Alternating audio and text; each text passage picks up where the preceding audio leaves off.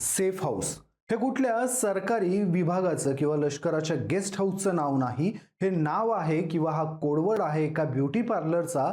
ते beauty parlour ज्या beauty पार्लरमध्ये फक्त महिलांना सुंदर केलं जात नव्हतं, तर शाळकरी पोरांना उद्याच्या भविष्याची स्वप्न सुंदर करून सांगितली जात होती.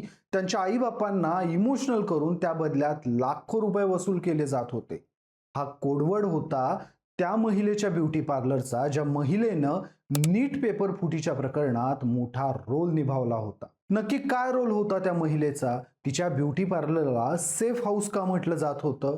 या प्रकरणातल्या मुख्य टोळीशी ती महिला कशी कनेक्ट झाली होती? तिनं या सगळ्या प्रकरणात काय कमावलं आणि कसं कमावलं हेच समजावून सांगतोय व्हिडिओच्या माध्यमातून. नमस्कार, मी शशी आणि तुम्ही पाहताय कट टू कट. 22 लाख हा सरासरीनुसार आकडा आहे नीट परीक्षेला बसलेल्या भारतातल्या विद्यार्थ्यांचा. या सगळ्या पोरांची मेहनत वाया गेली, त्यांना पुन्हा एकदा पेपर द्यावे लागणार आहेत आणि त्याचं कारण आहे नीटच्या पेपर फुटीचं.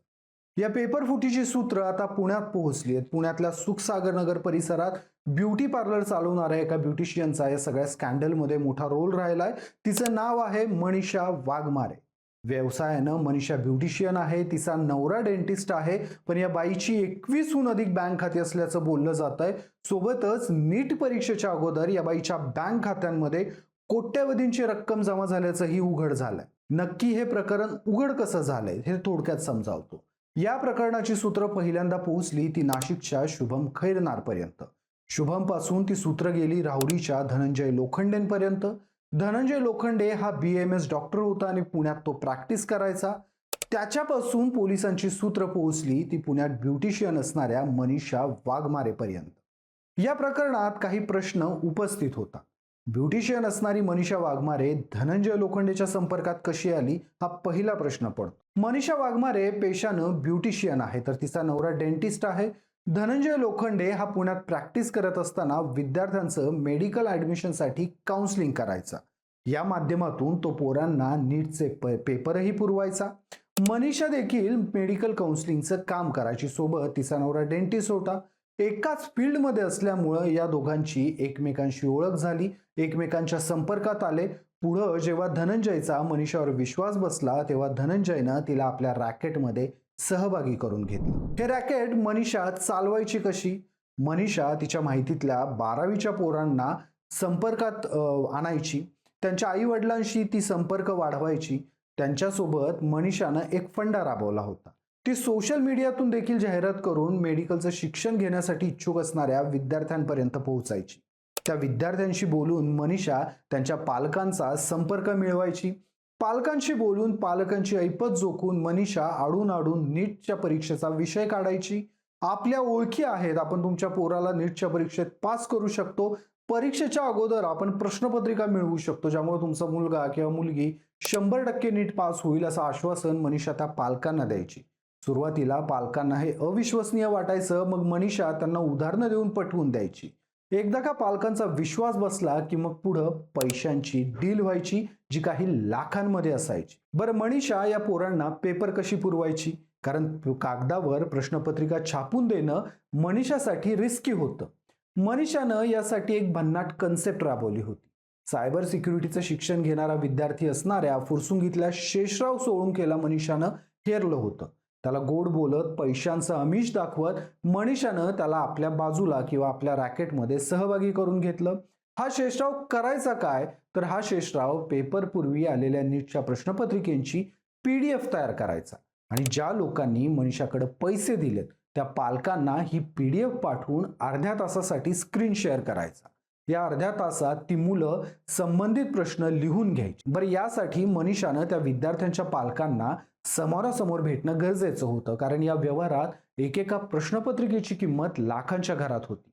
प्रत्यक्ष न भेटता मनीषावर कोणी विश्वास ठेवून इतकी मोठी रक्कम देणं शक्य नव्हतं. म्हणूनच मनीषाचं ब्युटी पार्लर या व्यवहारातला मुख्य अड्डा ठरलं होतं. तिच्या ब्युटी पार्लरला या नीट स्कॅन्डलमध्ये लोक सेफ हाऊस म्हणायचे, कारण मनीषाच्या पार्लरमध्ये पालकांच्या मनीषासोबत गाठीभेटी होत, व्यवहार ठरवले जात. त्यानंतर मनीषानं सांगितलेल्या बँक अकाउंटवर मुलांचे पालक ठरलेली रक्कम ट्रान्सफर कर. मनीषाला फक्त सोशल मीडिया किंवा तिच्या ब्युटी पार्लरमधून झालेल्या कॉन्टॅक्टमधूनच नीटच्या प्रश्नपत्रिकांसाठी गिऱ्हाईकं मिळत होती का? तर नाही.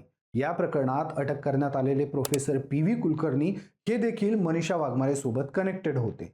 ते त्यांच्या माहितीतल्या मुलांना आडून नीटच्या प्रश्नपत्रिकेबद्दल विषय काढत मुलांच्या आर्थिक परिस्थितीचा अंदाजा घेत ज्यांना शक्य आहे, ज्यांची आर्थिक परिस्थिती उत्तम आहे, अशा मुलांच्या पालकांशी ते संपर्क वाढवत आणि त्यांना मनीषा वाघमारेकडे पाठवत. पुढे मनीषा आपल्या सेफ हाऊसमध्ये त्या पालकांसोबत व्यवहार करे आणि ठरलेल्या बँक अकाउंटमध्ये त्यांना रक्कम भरायला सांगे. यासाठी मनीषानं आपल्या साथीदारांसोबत पुणे, पिंपरी चिंचवड, नाशिक, लातूर मधल्या वेगवेगळ्या बँकांमध्ये तब्बल 21 खाती उघडल्याचं बोललं जातं. या प्रकरणात मनीषानं अशोक खरातनं वापरलेली पद्धत राबवली होती. म्हणजे तिनं बँकांमध्ये वेगवेगळी खाती उघडताना ती सगळी आपल्या नावावर उघडली नव्हती, तर आपला भाऊ, आपला नवरा, आपला मेहुणा अशा वेगवेगळ्या नातेवाईकांच्या नावावर तिनं वेगवेगळ्या बँकांमध्ये खाती उघडली होती. बरं, या खात्यांमध्ये मनीषा थेट व्यवहार करत नव्हती. म्हणजे पालकांनी दिलेली रक्कम या खात्यांमध्ये तुकड्या तुकड्यानं सर्व अकाउंटमध्ये जमा व्हायची, जेणेकरून कुठल्याही बँकेला किंवा इन्कम टॅक्स डिपार्टमेंटला याची शंका येणार नाही.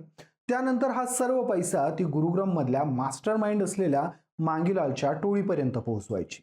या 21 पैकी 12 खाती पुण्यात आहेत, त्यातली 4 लातूरमध्ये आहेत, ती नाशिकमध्ये तर 2 इतर शहरांमध्ये असल्याचं बोललं जातंय.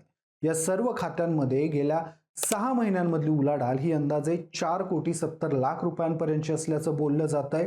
नीट परीक्षा झाली त्या दिवशी म्हणजे मेच्या पहिल्या आठवड्यात जवळपास 1,80,00,000चं ट्रान्झॅक्शन या सगळ्या व्यवहारांमधून झाल्याचं सांगितलं जातं. यासोबतच या व्यवहारांसाठी बिटकॉइन तसंच क्रिप्टोकरन्सी असा व्यवहारांचा वापर झाल्याचा देखील CBI कडून संशय व्यक्त केला जातोय.